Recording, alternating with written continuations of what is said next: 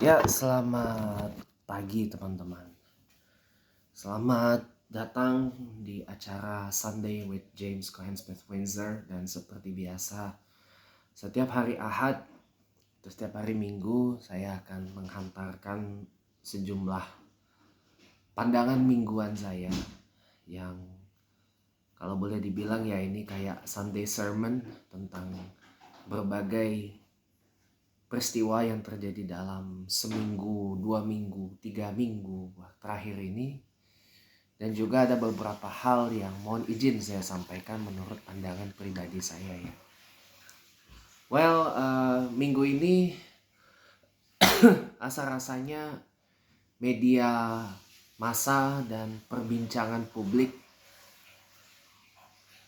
masih berkutat di seputar pelaksanaan pemilu 2024 yang kurang lebih 3 hari lagi akan kita laksanakan pada tanggal 14 Februari 2024. Hari ini hari Ahad tanggal 10 Februari 2024 bersamaan dengan 1 Sya'ban 1445 Hijriyah. Bermakna sebulan lagi insya Allah kita akan menyambut datangnya bulan suci Ramadan 1445 Hijriah. Cuman satu yang saya kritik ya. Pada pagi tadi saya ini cukup kaget ya ketika pengajian ba'da salat subuhnya ditutup mendadak gitu pada hari ini. Biasanya kan penutupan pengajian majlis taklim ibu-ibu ataupun juga pengajian ba'da subuh gitu misalkan ya. Kalau menjelang bulan suci Ramadan itu kan biasanya digelar paling lama itu 2 minggu sebelum Ramadan. Atau paling enggak seminggu sebelum Ramadan lah. Tapi ini sebulan sebelum Ramadan ditutup. Ini saya kaget. Ya karena tadi saya sholat subuh di Masjid Jami Al-Karim, Perumahan Bumi Bintaro Permai, Pesanggerahan Jakarta Selatan itu ngaji kitab Syama'il ya, dihantar oleh guru kita Ustadz Haji Rahman Hussein. Itu ditutupnya tuh cepet banget, sebulan gitu loh. Sebulan sebelum Ramadan tuh udah ditutup. Saya bilang, what? Lalu ketika saya tanya kepada salah satu imam dan muazin Masjid Al-Karim Bintaro Permai ya, Al Ustadz Ahmad Gozin, bilang katanya yang biasa ngisi kajian subuh ya kan ya Al Ustadz Haji Sofiullah Musawa itu lagi pulang kampung. Diberitakan oleh Al Ustadz Haji Rahman Hussein katanya lagi manten baru, beliau nikah katanya di kampung dan bakal lama gitu loh. Dan kata Al Ustadz Gozin katanya gak ada yang bergantian gitu loh, gak bisa ganti-gantian gitu loh, gak ada yang mau gantian dengan Al Ustadz Haji Rahman Hussein. Kan saya pernah tanyakan, tadi saya tanyakan, kan bukannya pernah ngundang dari luar juga gitu kan. Iya gitu. Saya dalam hati bilang mau ngusulin gitu, kenapa gak ngundang lagi dari luar gitu. Tapi ya udah ditutup ya mau bagaimana gitu. Cepat benar 1 bulan gitu loh. Alasannya karena gak ada yang gantian gitu loh. Iya. Jadi ya mending ditutup sekalian aja karena Ustadz Haji Sofiullahnya lagi ada di kampung dan bakal lama gitu loh. Mungkinan sih habis lebaran baru, habis Idul Fitri baru pulang lagi ke Jakarta. Ya sayang sih gitu loh, karena saya perhatikan di beberapa masjid ya, itu kajian subuhnya masih jalan. Pagi tadi juga, walaupun saya gak kesana ya,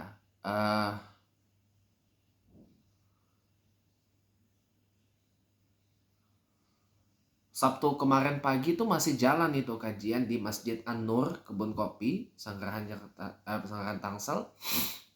Itu kajian salah satunya membahas kitab Bidayatul Hidayah. Gitu. Dan hari Ahadnya dia ba'da maghrib kajiannya. Itu ada banyak kitab yang dibahas. Saya yakin sih masih jalan. Gitu loh. Saya yakin sih masih jalan. Masih roll gitu loh.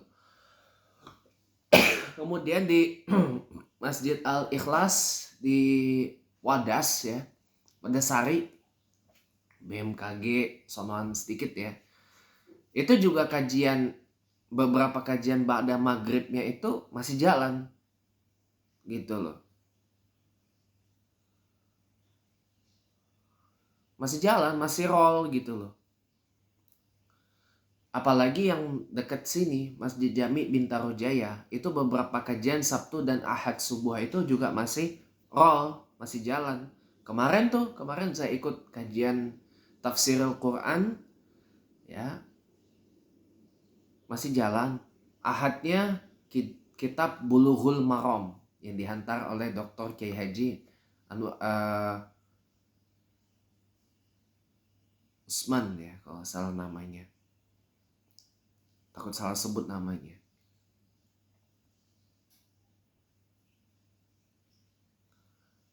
Masih roll, masih jalan kajian Ahad subuh tematiknya, dan saya yakin minggu depan juga masih ada. Minggu depan kajiannya juga masih ada, masih jalan gitu loh, nggak ditutup kayak yang di Masjid Al-Karim ini. Saya kaget, kenapa gitu ditutup? Ya kalau memang alasannya karena nggak ada yang bergantian ya. Ya pertama saya ngerti, saya paham, saya kasihan lah dengan Al-Ustaz Haji Rahman Husainnya sendirian gitu kan ngasih kajian kitab Syama'il ya kan, sementara mungkin jemaah kepengen ada variasinya gitu. Ya mungkin habis lebaran lah ada evaluasinya, ada evaluasi. Tadi pagi juga setelah kajian subuh itu kan ada musyawarah persiapan pelaksanaan kegiatan Ramadan 1445 Hijriah di Masjid Al-Karim Bintaro Permai ya kan. Saya nggak ikut ya kan. Ya itu juga kapasitas saya apa, pengurus bukan, apa juga bukan ya kan gitu. Dari musyawarah itu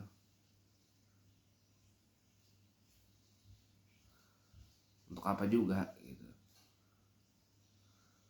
Nah itu saya tadi dapat bocoran dari Al Ustaz Ahmad Ghazin, itu ada beberapa yang sudah mengajukan proposal untuk berkegiatan di bulan Ramadan gitu, mengajukan proposal di Masjid Al-Karim di bulan Ramadan ini. Nah ya, salah satunya yang menarik perhatian saya adalah ada satu yayasan daerah Petukangan Jaksel yang ingin mengadakan kegiatan kayak semacam workshop atau pelatihan gitu, atau bagaimana saya kurang paham juga. Judulnya menarik, menghafal Al-Quran semudah tersenyum.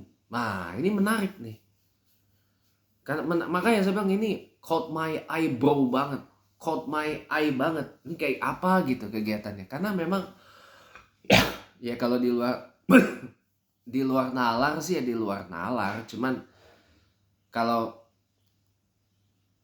tekniknya, kalau cuman itu sekedar teknik marketing atau teknik pemasaran sih ya banyak yang kayak gitu. Saya sambil ngopi ya teman-teman, kebetulan minum bikin kopi latte ala-ala nih. Kopi latte ala-ala.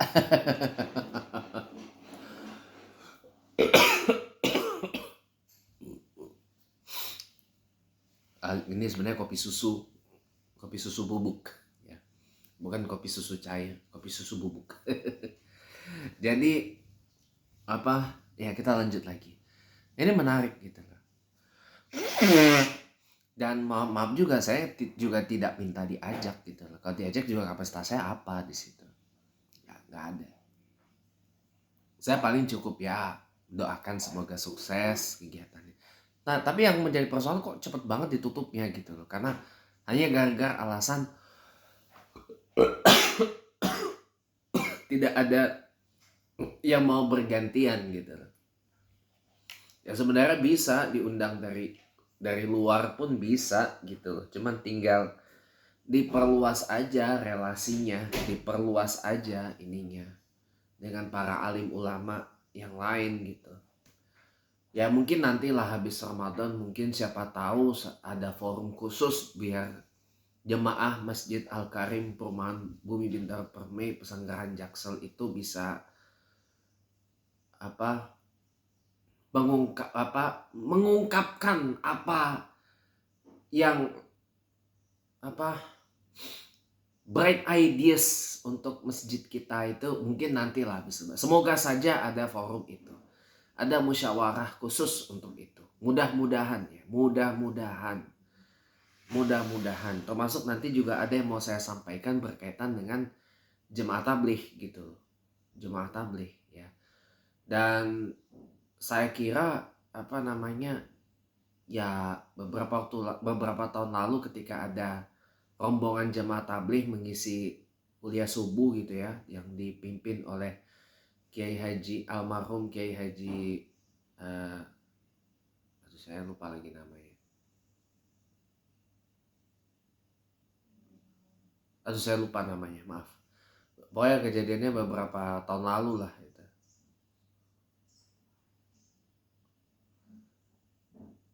Itu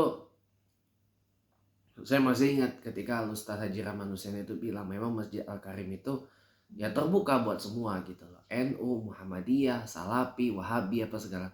Ya tapi kudu dibuktikan dengan tindakan gitu loh. Kemarin itu saya cukup fairly kaget ya. Kok bisa kemarin itu ada jemaah tabligh masuk. Berarti sudah boleh dong. Alhamdulillah. Saya tanya ke Pak Mo, katanya ke ketua yayasannya, Dr. Haji Muhtawahid katanya.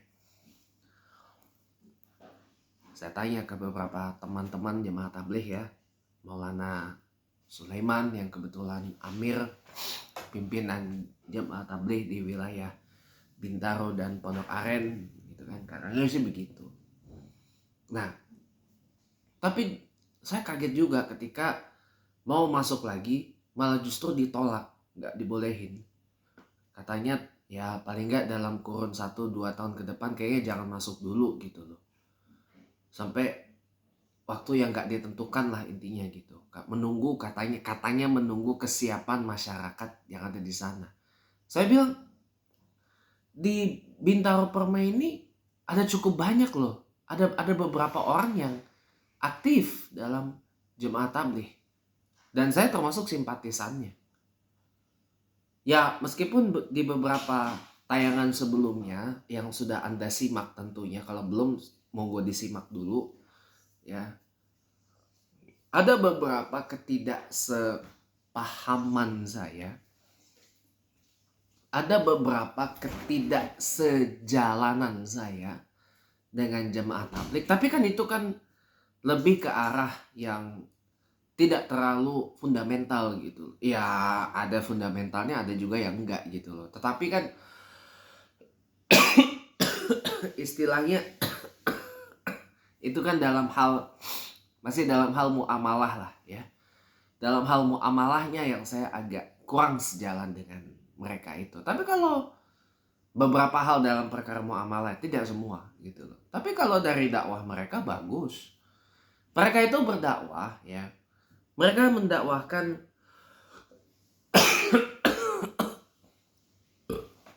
gak lebih dari bagaimana kita menjalankan hidup berdasarkan syariah Islam, berdasarkan sunnah Rasulullah Muhammad SAW. Ya kan? Dengan sepenuh hati, dengan setulus hati, sekuat jiwa raga gitu.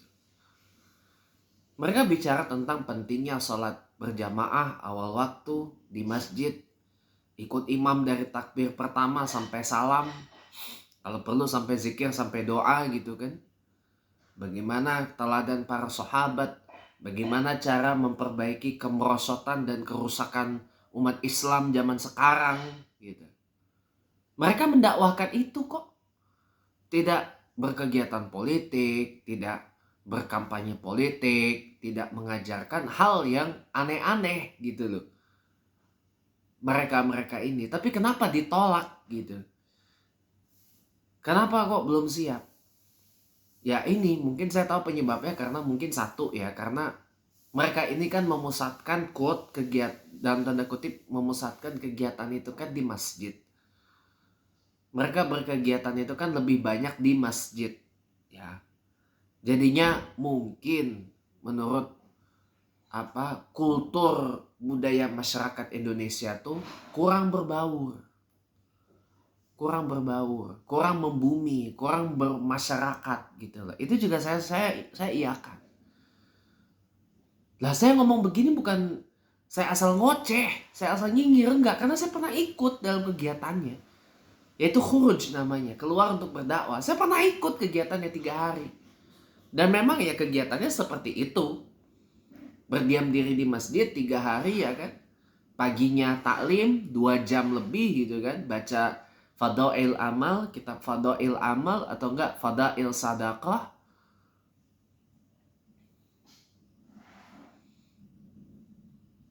Lalu siangnya habis zuhur kita diperdengarkan Fadail Amal lagi. Ya kan? Sorenya jauhlah mendatangi masyarakat, mendatangi warga gitu kan. Ini juga saya iakan, ada yang mengatakan gak lihat kanan kiri, gak lihat depan belakang gitu loh. Orang lagi sibuk kerja didatengin gitu kan. Atau pandangan masyarakat dari melihat pakaiannya atau lihat dari atributnya, luarannya gitu loh. Karena seringkali mohon maaf, karena orang yang berjenggot ini seringkali diasosiasikan dengan yang ya begitulah. Diasosiasikan dengan radikalisme, terorisme, ekstremisme dan khilafah dan lain-lain sebagainya. Jadinya mungkin masyarakat takut, menutup diri akhirnya. Padahal jemaah tabligh itu tidak pernah bersentuhan dengan itu. Mau itu yang Maulana Nizamuddin, Maulana Sa'ad ataupun yang Syura Alam. Gak pernah bersentuh dengan itu. Nah ini yang, lalu kemudian mungkin dalam proses masuknya itu mungkin gak lapor ketua RT, ketua RW mungkin ya, mungkin saya juga lihat di tata tertib dakwahnya tuh ketika hendak memasuki masjid yang hendak dijadikan pusat kegiatan quote ya dalam tanda kutip, itu mungkin langsung lapor ke pengurus masjidnya, tapi mungkin nggak lapor ke RT, ketua RT atau ketua RW atau yang mewakili barangkali. Mungkin itu Pak persif orang gitu kan. Soalnya kan banyak seringkali di kampung suka ini kan, tamu harap lapor 1 kali 24 jam. Nah, kamu harap lapor gitu kan, atau mungkin juga gak lapor ke petugas keamanan atau bagaimana ya, mungkin gitu kali ya. Kenapa orang nolak gitu loh, karena kesannya itu kayak aparat setempat itu kayak tidak dihargai dalam tanda kutip gitu ya. Mungkin ya, mungkin itu juga sebabnya kenapa ketika jemaah tabligh hendak berkegiatan di wilayah Bumi Bintaro Permai ini banyak yang nolak gitu lah. Karena mungkin mereka ini setiap kali datang ke Masjid Al-Karim atau tiap kali datang ke Musala yang di Bulaksari itu, Muhajirin ya, yang di Bulaksari situ, ndak lapor ke ketua RT, ndak lapor ke ketua RW, barangkali nggak lapor juga ke satpam gitu, ke petugas keamanannya. Jadi hanya laporan ke pengurus masjidnya gitu. Sementara pengurus masjidnya ini memang memang independen, tapi tidak bisa lepas dari peranan RT dan RW. Itu aja sih pandangan saya, mungkin seperti itu ya. Mungkin karena repot lah gitu, susah sih menjelaskannya, tapi mungkin karena dari segi prosedurnya mungkin agak kurang gitu ya. Mungkin begitu. Tapi Pak, di lain-lainnya diterima. Ya lain wilayah, lain aturan, lain tempat, lain aturan ya. Mungkin di Perumahan Bui Bintaro Permai Pesanggrahan Jakarta Selatan memang begini prosedurnya kalau mau masuk Masjid Al-Karim atau Mushola Al-Muhajirin Bulaksari gitu kan, harus lapor dulu, ndak cuma ke pengurus masjidnya, lapor ke satpam, lapor ke ketua RT atau lapor ke ketua RW atau yang mewakili ketua RT dan RW gitu kan.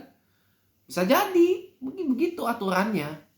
Nah ini yang mungkin di kurang inilah pokoknya. Makanya banyak juga yang menolak karena mungkin itu juga alasannya. Satu ya. Yang kedua juga karena kurang tahunya masyarakat tentang apa itu yang namanya jemaah tabligh dan kegiatannya. Makanya sering terjadi miskomunikasi gitu.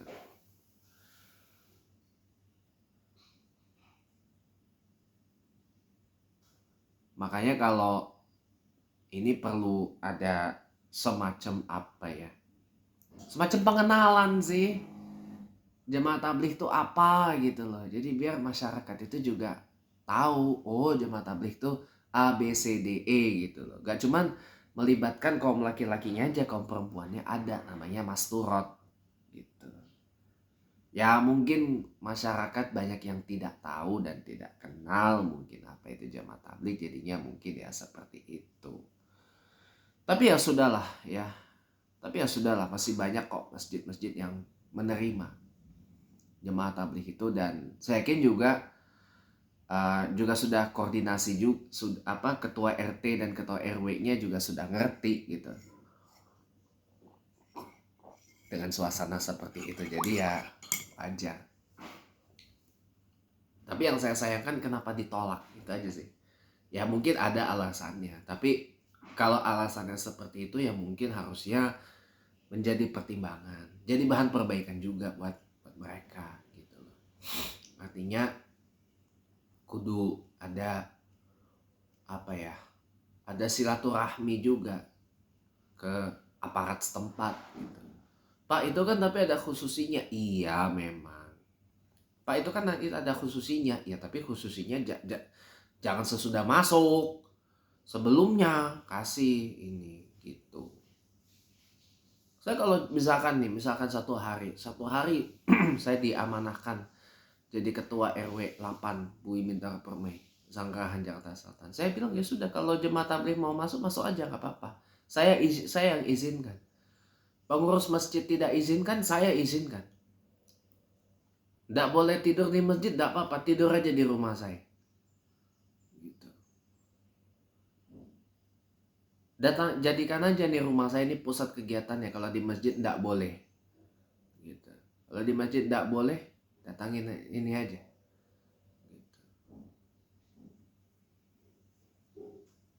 Saya izinkan, saya sebagai ketua RW mengizinkan.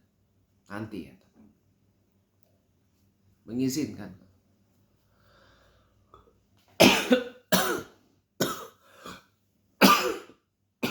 Dan biar saya mengenalkan, nggak usah jemaah tablighnya, saya sebagai yang BBP 1 yang harus mengenalkan. Ini ada tamu jemaah tabligh dari Pakistan, jumlahnya sekian, tujuan mereka datang ke sini, ke Masjid Al-Karim Bui Bintaro Permai ini untuk silaturahmi dengan kita warga khususnya umat muslim, dan mereka ini berdakwah ya.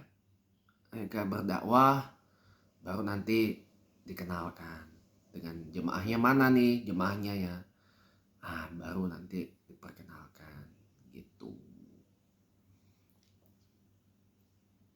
Jadi begitu itu.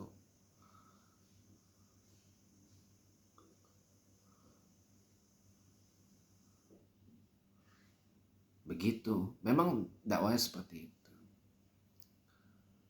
Ya sambil saya kasih inilah ya, mohon kiranya berkenan menerima. Kalau ada yang kurang berkenan atau gimana bisa menghubungin saya gitu. Jadi saya cover ininya.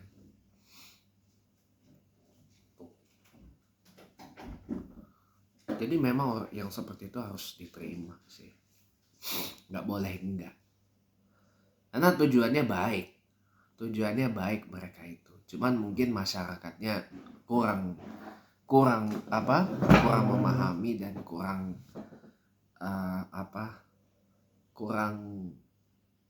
kenal dengan yang namanya jemaah tabligh itu. Jadinya wajar kalau it end up ya seperti itu. Tapi harusnya memang harus dibuktikan kalau memang mulut mengatakan masjid terbuka buat semua, ya buktikan dengan ucapan, buktikan dengan tindakan gitu. Termasuk masalah pilihan politik. Tadi disinggung masalah habis kampanye akbar kemarin hari Sabtu 10 Februari 2024. Kampanye akbar Anies Muhaimin di JIS Jakarta International Stadium di Jakarta Utara. Terus kampanye akbar Prabowo Gibran di Gelora Bung Karno Jakarta Selatan, dan kampanye akbar Ganjar Mahfud di Solo dan di Semarang Jawa Tengah. Ya. Di situ pada singgung Prabowo ini apa segala macam itu kan. Karena mayoritas jemaah dan pengurus Masjid Al-Karim Bui Bintang Permai itu rata-rata di Pilpres 2024 ini memilih Anies Muhaimin. Cuman saya sendiri doang yang di luar Anies Muhaimin, saya Ganjar Mahfud. Dan saya juga dapat laporan dari salah satu teman jamaah dan senior warga sepuh juga.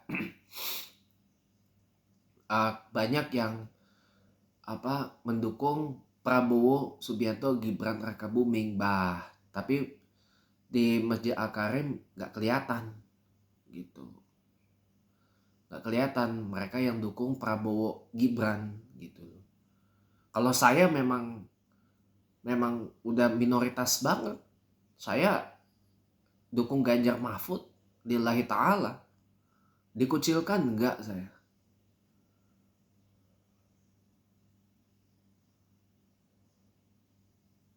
Walaupun saya dirayu-rayu tadi oleh salah satu imam dan muazzin Masjid Al-Karim, ya, Al Ustadz Abdul Makmur, dan juga salah satu teman jemaah juga Pak Derajat Hadiatno ya. Saya buka-bukaan aja, dirayu-rayu saya supaya pilih satu, ya, Anies Muhaimin. Saya nggak bergeming, saya bilang ya itu rahasia negara lah, tanggal 14 siapa yang saya pilih. Kalau rahasia negara dibocorkan bisa dipenjara saya gitu. Saya bilang gitu aja. Karena saya tahu kalau saya ungkapin bahwa saya ini pilihnya nomor 3, ya 3 begini ya. Pilihnya nomor 3 yang Ganjar Mahfud, aduh dikucilin saya. Karena mayoritas jemaah Al-Karim itu, Masjid Al-Karim itu memang tidak simpatik dan cenderung anti dengan PDI Perjuangan. Karena kan Ganjar Mahfud ini kan didukung PDIP, ya kan? Didukung PDI Perjuangan. Gitu. Dan mayoritas jemaah Masjid Al-Karim Bui Bintang Permai itu, mau itu yang jemaah tabligh ataupun yang bukan, merupakan haters PDI Perjuangan. Para pembenci PDI Perjuangan. Apakah saya termasuk? Ya. Walaupun saya dukung Ganjar Mahfud, tapi saya juga bukan orang yang terlalu simpatik dengan PDI Perjuangan. Ya. Kenapa? Karena ada satu dosa yang masih belum bisa saya maafkan sampai detik ini. Yaitu ketika Ibu Megawati Soekarno Putri, ya, Presiden kelima Indonesia dan juga Ketua Umum PDI Perjuangan itu melakukan penghujatan luar biasa kepada akidah umat Islam, yaitu iman kepada hari akhir, amanah biyomil akhir, ya. Dan menyebut orang yang mengimani dan mempercayai hari akhir itu sebagai peramal masa depan. Ya, saya sebagai umat Islam ya jelas sakit hati dengan ucapan itu, dan Ibu Megawati sendiri masih belum menarik ucapan itu. Belum lagi ya masalah komentar beliau tentang ibu-ibu pengajian. Gitu. Ibu-ibu pengajian yang kelihatannya kok kayak aneh banget gitu. Tapi ya sudahlah ya, itu memang itu yang bisa jadi alasan saya gak terlalu simpatik sih dengan PDI Perjuangan. Bahkan di status WhatsApp saya tuh saya sebut saya bersama Ka'bah, bukan bersama Banteng. Ya memang saya baru apply sebagai bukan kader ya. Karena sampai saat ini KTA-nya belum saya ambil. Walaupun saya sudah daftar menjadi anggota, ya paling gak simpatisan dari Partai Persatuan Pembangunan atau P3, Partai Ka'bah. P3 ini pun juga main dua kaki. Ada sebagian kader P3 dan sebagian sayap-sayapnya P3 itu merapat ke Anies Muhaimin. Salah satunya GPK, Gerakan Pemuda Ka'bah. Tapi DPP-nya di Ganjar Mahfud, gak apa-apa tuh. Saya fine-fine aja. Yang penting jangan menyembah manusia. Yang penting jangan mendukung capres, calon presiden yang penculik, pelanggar HAM, penuhan anak manusia, yang gak pernah sholat, yang ketika berdoa aja petakilan masaknya, nggak khusyuk gitu, dan calon wakil presidennya pelanggar etika, pelanggar konstitusi, kan parah banget. Itu aja sih. Yang penting bukan Prabowo Gibran aja, itu yang paling penting. Jadi itu kalau saya, walaupun saya dukung Ganjar Mahfud, tapi apakah saya simpatik dengan PDIP? Oh enggak. Belakangan memang oke lah, kemarin kampanye akbar Ganjar Mahfud di GBK Gelora Bung Karno itu yang bikin tercengang itu adalah sholawat badarnya itu loh. Bergema dengan begitu dahsyat, luar biasa gitu loh. Untuk partai sekelas PDI Perjuangan, ini tandanya ini udah mulai hijrah nih. Karena cawapresnya Mahfud MD tokoh Islam. Biasanya yang kayak gitu kan di kubunya Anies Muhaimin. Yang banyak lagi kubu yang Islamnya.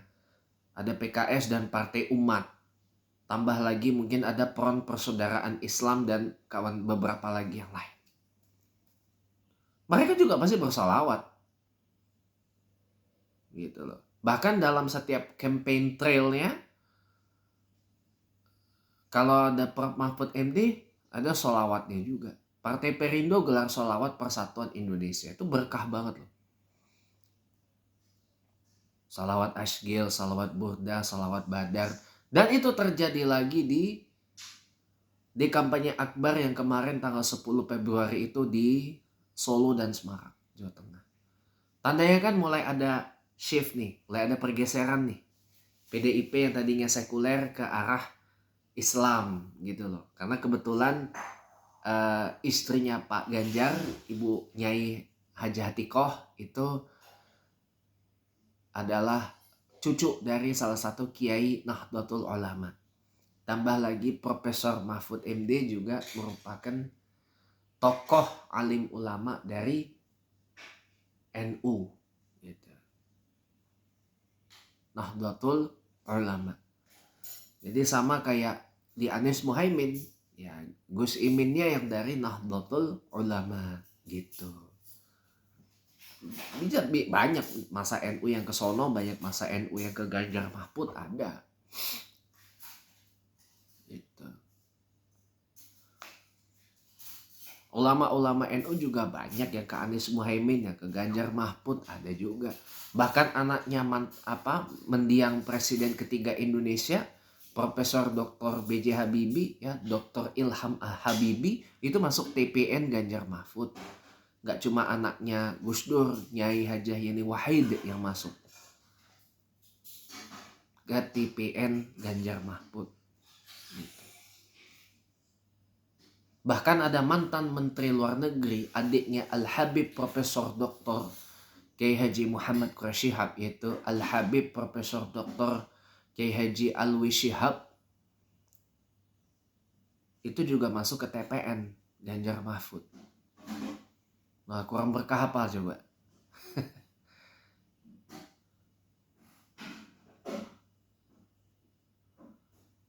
Jadi begitu loh. Jadi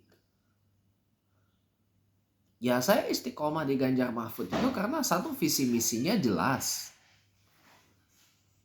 Ya, visi misinya jelas. Ada yang menjamin kebebasan berpendapat, kebebasan beropini, penegakan hukum, demokrasi substantif, semua bisa kerja, satu keluarga miskin, satu sarjana, kemudian internet gratis, digitalisasi berlanjut, ya. Lalu kemudian ibu kota negara pembangunan ibu kota Nusantara lanjut, pembangunan sumber daya manusia total dilaksanakan, dan masih banyak lagi yang lain. Jelas visi misinya dan alhamdulillah bisa diakses oleh publik. Lewat scan kode QR, diunduh atau di-download PDF-nya. Tinggal dibaca-baca aja visi misinya. Termasuk menjamin kalangan minoritas aman dalam beribadah dan mudah dalam membangun rumah ibadahnya. Gitu. Ada jaminannya. Ini yang menarik. Gitu.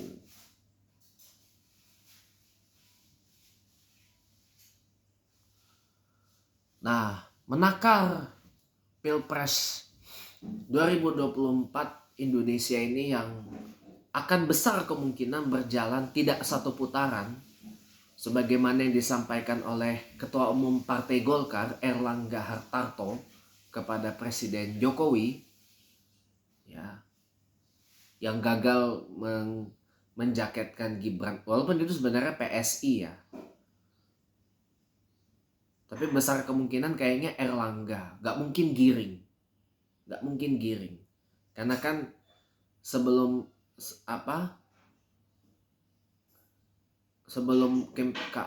proses kampanye Pilpres ini kan giring sudah diganti Kaesang sebagai Ketua Umum PSI. Jadi kayaknya nggak mungkin banget deh kalau giring. Pasti Erlangga deh.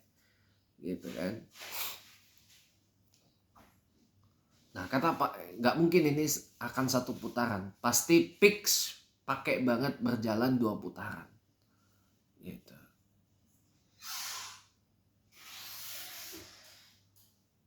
Jadi besar kemungkinan sih kalau menyoal masalah peluang kubu Ganjar Mahfud dan Anies Muhaimin berkoalisi atau bekerja sama, ini memang ada. Cara politik ada. Karena politik itu bukan seperti matematika seperti yang saya bilang kemarin. 1 tambah 1 sama dengan 2, 2 tambah 2 sama dengan 4. 10 tambah 10 sama dengan 20. 11 tambah 11 sama dengan 22, 12 tambah 12 sama dengan 24. Politik itu bukan seperti itu. Dalam politik 12 tambah 12 bisa jadi 2,4 triliun.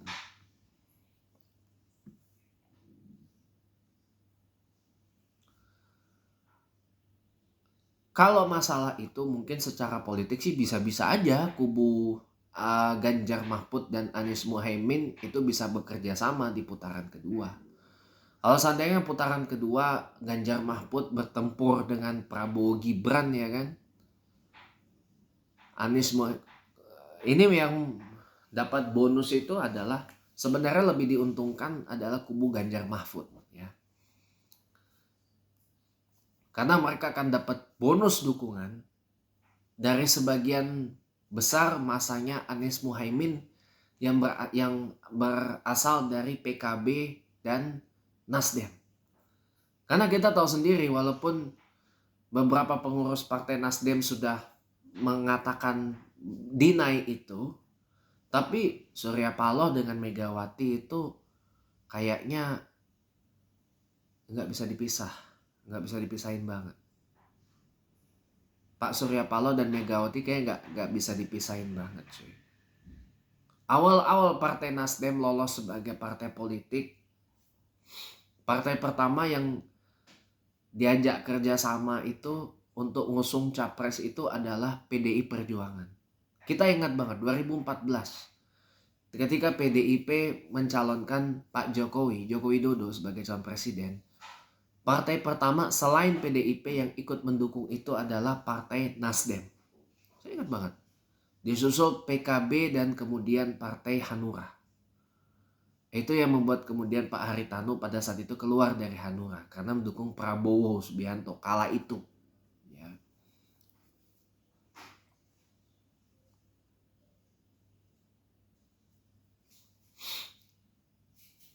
Kala itu.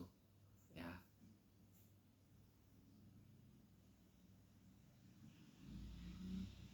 Jadi ya gitulah. Jadi besar kemungkinan sebagian besar pendukungnya Anies Mohaimin yang dari Nasdem dan PKB, kalau yang nanti terjadi di putaran kedua yang bertempur adalah Prabowo Gibran dan Ganjar Mahfud, dari Nasdem dan PKB akan berlabuh ke Ganjar Mahfud. Bahkan mungkin Anies Baswedan dan Muhaimin Iskandarnya sendiri akan juga berkampanye untuk Ganjar Mahfud. Gitu. Nah, yang menjadi persoalan ini adalah clash di antara masa Anies Muhaimin yang berasal dari PKS dan Partai Umat. Ya, dan ditambah lagi masa Ganjar Mahfud dari PDI Perjuangan. Nah, karena ini udah clash banget. Ya. Bukan apa-apa, masalahnya begini. Satu, maaf ya. Sekjen PDIP Pak Hasto Kristianto pernah mengatakan nggak mungkin PDIP dan PKS itu bisa berkoalisi karena secara ideologi saja sudah berbeda. Tapi kayaknya nggak bakal kejilat deh ludahnya Pak Hasto itu. Karena balik lagi politik itu nggak seperti 12 tambah 12 sama dengan 24. Enggak. Gitu loh. Tapi saya maaf ya punya dissenting opinion sendiri. Karena ya kita tahu sendiri lah. PKS itu kan dalam visi misinya, dalam ADART-nya itu kan kelihatannya kayak mungkin dicitrakan oleh masa Ganjar Mahfud dari PDI Perjuangan ini kayak anti Pancasila, anti Indonesia gitu kan. Walaupun ya saya juga wallahu alam bishawab benar apa enggak itu saya nggak terlalu tahu gitu. Ya kan? Jadi belum lagi ditambah dengan apa? Adanya sentimen di masanya Anies Muhaimin yang di PKS itu ya sama juga sentimen kebencian terhadap PDI Perjuangan kayak ya PKS ini kan kalau boleh saya bilang basisnya haters PDI Perjuangan, ya kan? Sorry. Minum dulu. Partai yang menjadi basis dari hatersnya PDI Perjuangan, gitu. Partai yang menjadi basis dari pembencinya PDI Perjuangan. Gitu. Dan pembencinya Ibu Megawati terutama. Jadi ya kalau seandainya PDIP dan PKS bisa kerjasama ya untuk mengalahkan Prabowo Gibran nanti di putaran 2 itu sih menurut saya miracle, ajaib gitu. Tandanya kita dapat energi lagi dari partai Islam lain.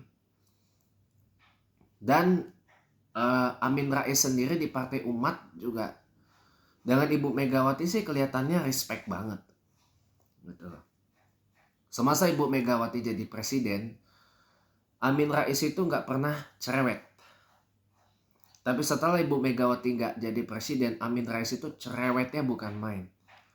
Apalagi di zaman Presiden Jokowi. Amin Rais itu cerewetnya bukan main. Tapi hanya di masa Ibu Megawati Soekarno. Hanya di masa Ibu Megawati Soekarno Putri jadi presiden itu doang, Amin Rais itu tidak cerewet gitu. Tapi kalau setelahnya cerewetnya nggak ketolongan.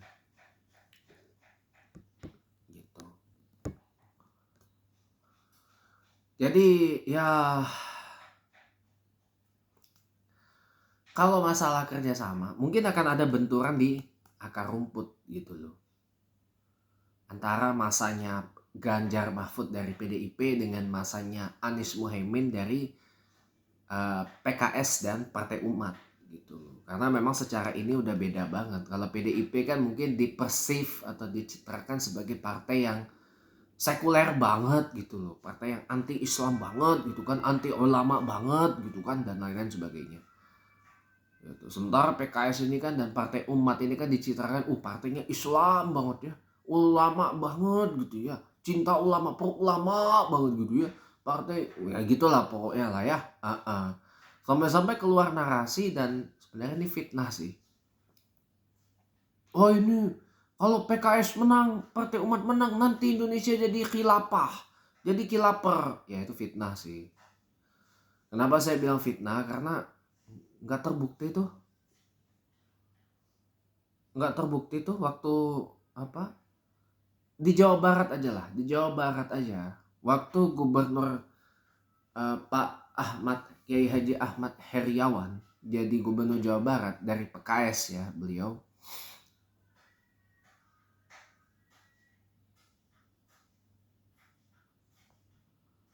2 periode gak ada tuh yang begitu-gitu. Gak ada tuh Jawa Barat kemudian menjadi Khilafiyah Jawi Al-Maghribiyah. Gak ada. Tetap Jawa Barat yang nyunda, yang seperti yang biasa aja gitu loh. Jawa Barat yang masih bagian dari Indonesia aja. Gak ada yang begitu-gitu, gak ada. Gak ada yang begitu-gitu. Gak ada. Ya ini kan karena fitnah aja. Karena memang ya mohon maaf ya, sebagian orang-orang PDIP itu kan ada yang Kristen garis keras, hardline secular dan hardline Christians gitu kan. Nah mereka ini kan kayak gak gitu suka dengan hardline Muslims yang basisnya itu banyak di PKS. Ya jangan salah, mohon maaf, saya mau kasih tahu sejarah dulu. Zaman dulu P3 itu juga termasuk partai yang banyak hardline Muslim. Sampai sekarang masih banyak itu kader-kader P3 yang hardline Muslim. Contohnya Kiai Syukron Makmun. Tuh. Kiai Syukron Makmun itu adalah kader tokoh P3 Partai Persatuan Pembangunan yang masuk hardline Muslim. Gitu. Masih banyak. Karena memang P3 itu adalah partai Islam tertua di Indonesia, partai Islam tertua yang terbentuk setelah PUSI ya tahun 73, dan partai yang masih konsisten menganut pan-Islamisme sampai sekarang. Gitu loh.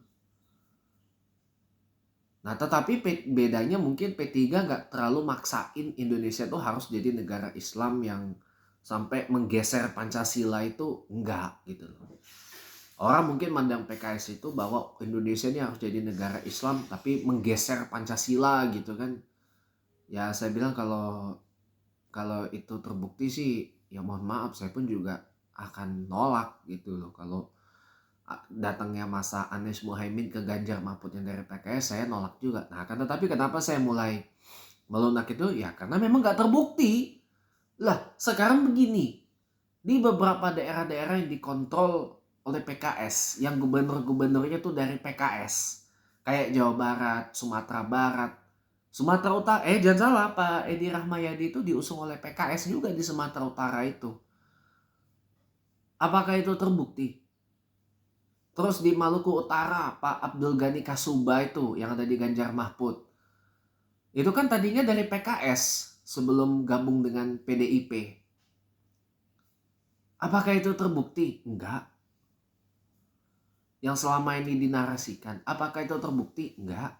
Tetap jadi Sumatera Utara, Sumatera Barat, Jawa Barat, Maluku Utara yang masih bagian dari Indonesia kok.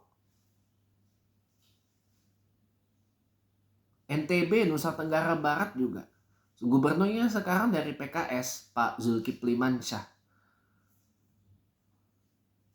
Apakah berubah? Enggak, masih tetap jadi NTB, Nusa Tenggara Barat yang bagian dari Indonesia kok. Salahnya di mana?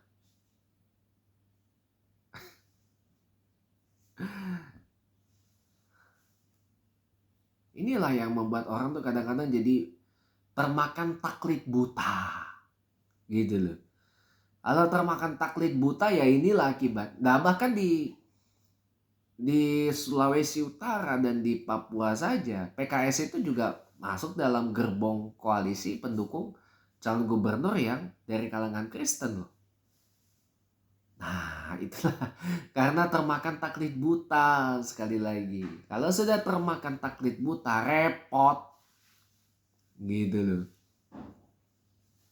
Repot gitu loh. Kalau sudah kebenciannya membabi buta ya repot gitu loh. Politik itu bukan seperti matematika. 12 tambah 12 sama dengan 24. Enggak. Politik itu bukan matematika. Politik itu seni tidak pasti. Seni yang tadinya tidak mungkin menjadi mungkin terjadi. Tadinya tidak bakal terjadi menjadi kejadian. Ya seperti yang kita simak sekarang ini aja. Nah, politik namanya. Gitu. Jadi ya mau nggak mau ya saya bilang ya kita harus siap-siap aja kalau seandainya nanti yang lolos ke Pilpres Indonesia 24 putaran kedua yang nanti pemungutan suara yang nanti di bulan Juni 2024 di akhir Juni habis lebaran ya. Yang nanti bertempur adalah Ganjar Mahfud melawan Prabowo Gibran ya. Ya mau nggak mau harus nerima kita dapat bonus dari pendukung Anies Muhaimin. Bahkan dari Anies Baswedan Muhaimin Iskandar sendiri juga akan mendukung. Akan dapat bonus juga dari sesepuh seperti Amin Rais, Kiai Syukron Makmun, Kiai Din Syamsuddin, dan masih banyak lagi. Kalau seandainya bertempur nanti Anies Muhaimin lawan Prabowo Gibran, ya saya dan teman-teman pendukung Ganjar Mahfud juga akan siap. Akan belokkan dukungan kepada Anies Muhaimin gitu. Tapi kalau dari survei akurat terbaru, baik itu dari Litbang Kompas maupun dari Roy Morgan dan juga beberapa exit poll di luar negeri yang sudah di beberapanya sudah melakukan pemilihan ya, itu kelihatannya memang lebih unggul Ganjar Mahfud dibandingkan Prabowo Gibran atau Anies Muhaimin yang hanya unggul di Timur Tengah. Tapi kalau selebihnya yaitu Ganjar Mahfud yang masih unggul. Gitu. Dan di survei akurat Roy Morgan dan juga Litbang Kompas ya masih mengunggulkan Ganjar Mahfud. Gitu. Walaupun tidak 51%. Jadi akan berlanjut kemungkinan ke putaran kedua. Gitu. Jadi kalau satu putaran kelihatannya nggak bakal kejadian deh. Tapi kalau kejadian, misalkan kejadian Ganjar Mahfud menang satu putaran, itu miracle, bonus. Atau Anies Muhaimin yang menang satu putaran, itu miracle, bonus. Karena memang baik Ganjar Mahfud dan Anies Muhaimin backingannya nggak ada. Beda dengan Prabowo Gibran, backingannya banyak. Jadi kalau Prabowo Gibran yang menang nanti tanggal 14 Februari, quick hasil rekap manualnya keluar Maret ya. Menang Prabowo Gibran biasa aja. Backingannya banyak. Udah kecurangannya dimainin. Kecurangannya banyak. Menangnya menang curang, bukan menang fair and square. Itu loh. Tapi baik saya dan teman-teman yang ada di barisan pendukung Ganjar Mahfud maupun kawan-kawan saya yang lain yang ada di kubunya Anies Muhaimin itu Ya, ini adalah tugas kita untuk memenangkan baik Ganjar Mahfud atau Anies Muhaimin ini secara fair and square. Gak main curang-curangan, gak main intimidasi, gak main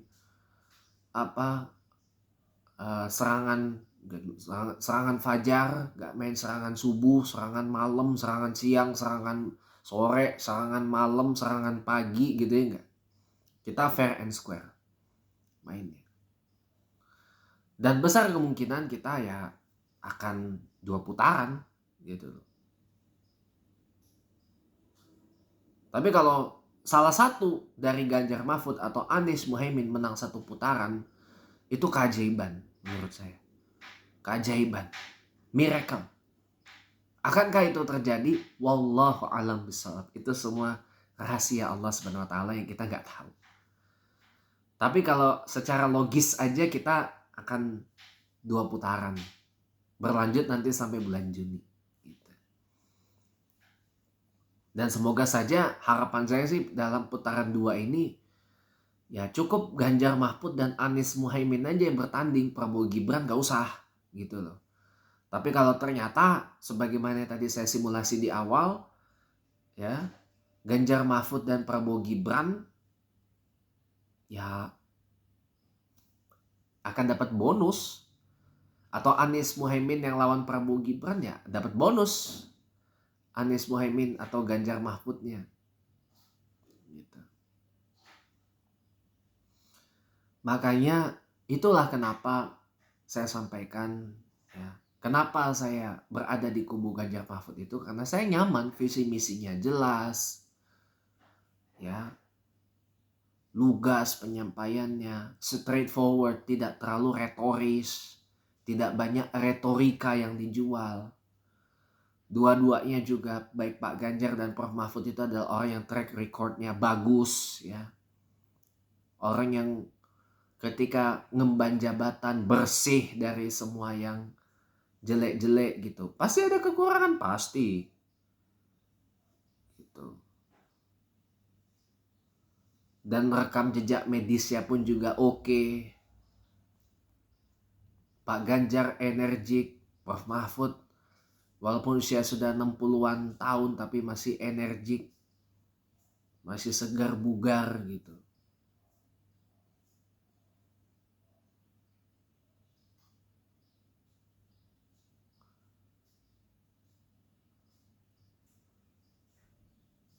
Ditambah baik Pak Ganjar dan Prof Mahfud alhamdulillah orang-orang berpendidikan. Ya, dokternya Prof Mahfud itu sekolah, beda dengan dokternya Gus Imin, dokternya honoris causa, kehormatan. Beda dengan dokternya yang didapat Anies Baswedan, PhD-nya sekolah. Bukan honoris causa, sekolah.